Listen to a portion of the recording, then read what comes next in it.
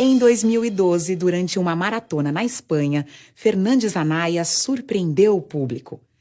Ele era o segundo colocado da prova quando viu o queniano Abel Mutai, que liderava com folga, diminuir o ritmo a poucos metros da vitória por achar que já havia cruzado a linha de chegada.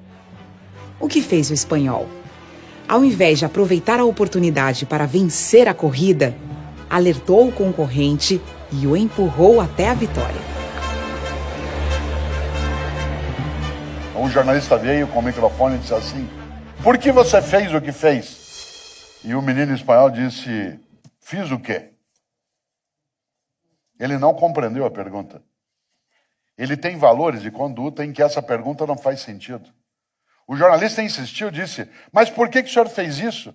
Ele disse: "Isso o quê?" Ele não compreendeu, ele não achou que houvesse outra coisa a fazer do que aquilo que ele houvera feito. O jornalista insistiu: "O senhor deixou ele ganhar?" Ele disse: "Eu não deixei ele ganhar, ele ia ganhar." Mas ele falou: "Então, mas ele estava distraído." Ele disse: "Então, se eu ganhasse desse modo, qual seria o mérito da minha vitória? O que é que eu ia pensar de mim mesmo, quieto, sem câmeras?" Aliás, ele disse uma coisa mais interessante: se eu subisse no pódio, no lugar de número 1, qual seria a honra da minha vitória?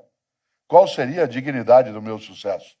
Mas aí ele disse a coisa mais bonita que eu vi em 2012. Ele disse: se eu fizesse isso, o que eu ia falar para minha mãe? Sabe por quê? Porque a mãe é o último reduto que você não quer envergonhar. Seja sua mãe quem for ou quem foi, se aquela pessoa que te deu a luz, isto é, que te trouxe ao mundo, se ela ficar com vergonha de ter te parido, é porque você não presta. Não presta para quê? Para conviver, para estar junto, para ser gestor público ou privado, para ser professor, para ser marido ou esposa, para ser amigo ou amiga. A mãe é o último reduto. Pode parecer romântico, mas a vergonha, ela tem uma fonte matricial, que é o mais fundo do teu eu, que é aquilo que te gerou. Não quero fazer aqui um tolo elogio à questão da maternidade em si. Eu estou falando de outra coisa. Aquilo que você não quer envergonhar. Immanuel Kant, grande filósofo alemão do século XVIII, tem uma frase que é estupenda. Ele dizia, e esse é um princípio que vale para qualquer lugar, ele dizia: tudo que não puder contar como fez, não faça. Tudo que não puder contar como fez, não faça.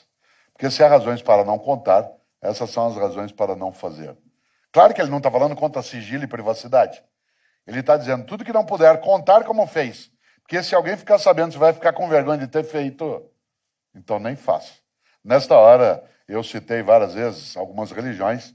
Me lembro, talvez, daquela que para mim é a mais forte expressão ética que já vi, que aparece numa das cartas do apóstolo Paulo dos cristãos.